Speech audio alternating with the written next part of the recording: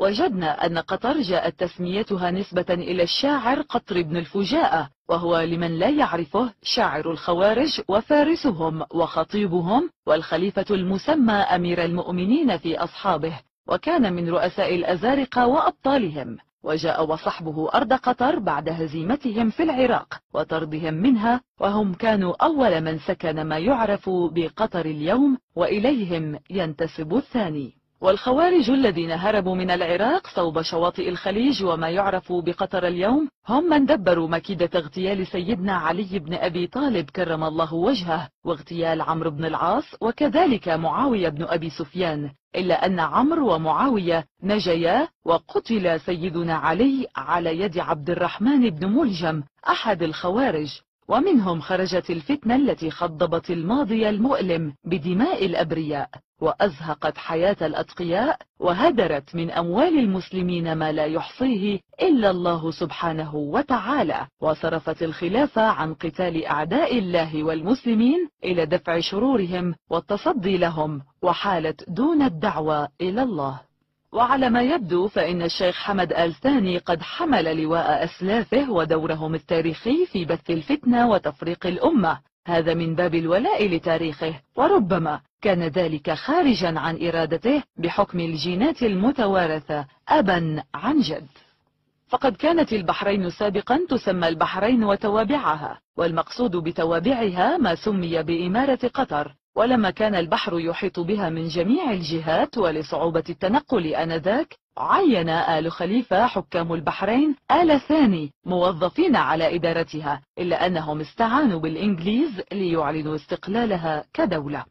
فقطر لم تصبح على ما هي عليه بشكلها الحالي إلا بعد أن قام آل ثاني بالانقلاب على آل خليفة حكام البحرين والاستقلال عام 1971، وذلك بمساعدة بريطانيا. كانت بريطانيا تهدف إلى سيادة قطر وحدها بعيدا عن البحرين، فعملت على عقد معاهدة بين آل خليفة حكام البحرين وآل ثاني حكام قطر، بمقتضاها استقلت قطر عن البحرين، وذلك سنة 1914 للميلاد. واضطر الشيخ عبد الله بن قاسم آل ثاني لأن يعقد معاهدة منفردة مع إنجلترا، بمقتضاها تدير إنجلترا شؤون قطر الخارجية مع نفوذ داخلي كبير تحت غطاء رعاية الأجانب الذين توافدوا على قطر بعد اكتشاف البترول بها بكميات وفيرة. وظلت إنجلترا شبه مسيطرة على قطر حتى نالت استقلالها الحقيقي في 10 من رجب عام 1391 للهجرة، والأول من سبتمبر عام 1971 للميلاد.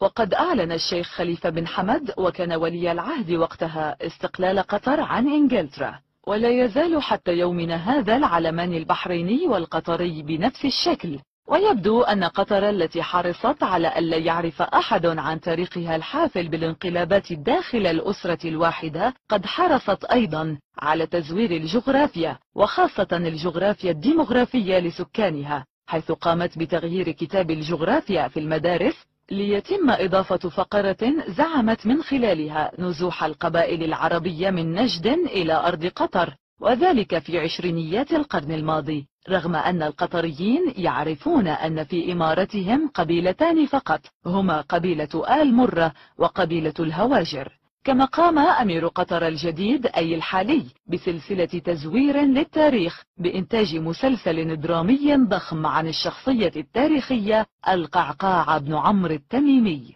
وقدمه على أنه أحد فرسان العرب وأبطالهم في الجاهلية والإسلام، وله دور في معارك إسلامية كثيرة منها اليرموك والقادسية، وتم وصفه بأنه خير من 1000 رجل. وبالطبع أراد أمير قطر هنا أن يقول إنه حفيد لأحد فرسان العرب من تميم، وليس حفيدا للخوارج كما تشير الوقائع التاريخية.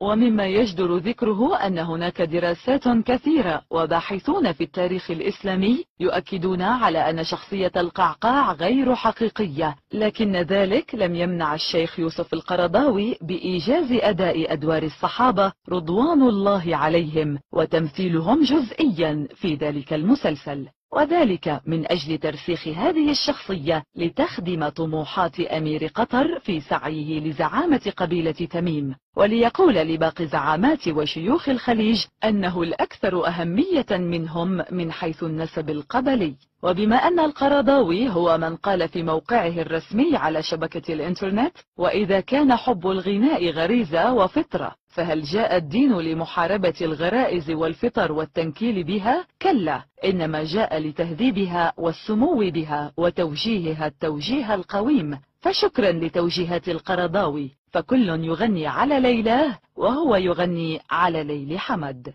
أما عبد الله الشمري وهو محلل سياسي لاذع، حيث يقول في ذلك: تمويل هذا المسلسل من الحكومة القطرية لا يمكن أن يوصف بأقل من أنه إعلام سياسي بحت، يؤدي دوره من خلال العزف على أوتار القبيلة، إذا ما علمنا أن تميم ليس لها زعيم واحد لعموم القبيلة مثل أكثرية القبائل في الخليج، كما هو حال شمر وعنزة وعتيب وغيرها. لذا يسعى آل ثاني للسطو على زعامتها، سيما أنها أكثر انتشارا وعددا من جميع القبائل الأخرى في منطقة الخليج العربي. وهنا نقول لحمد: إن تمكنت من تثبيت نفسك في زعامة تميم، فذلك لن يبدل من كونك حفيد من أثاروا الفتنة بين المسلمين، قاتلي أمير المؤمنين علي بن أبي طالب.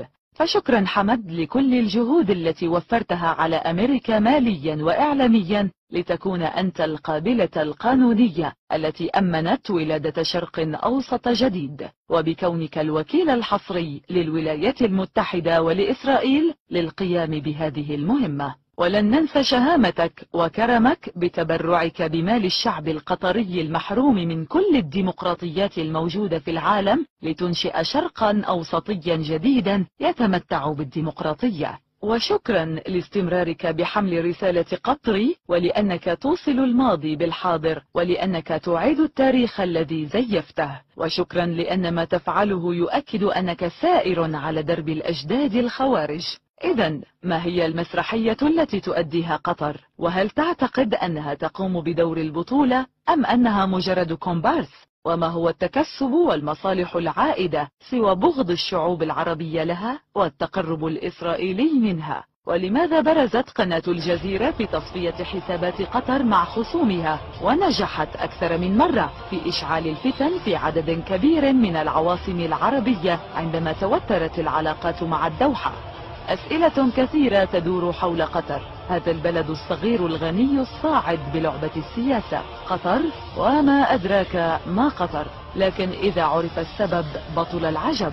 وإذا كان حمد من تميم، فإليه عني الشاعر رحمه الله: تميما بطرق اللؤم أهدى من القطا، ولو سلكت سبل المكارم ضلت.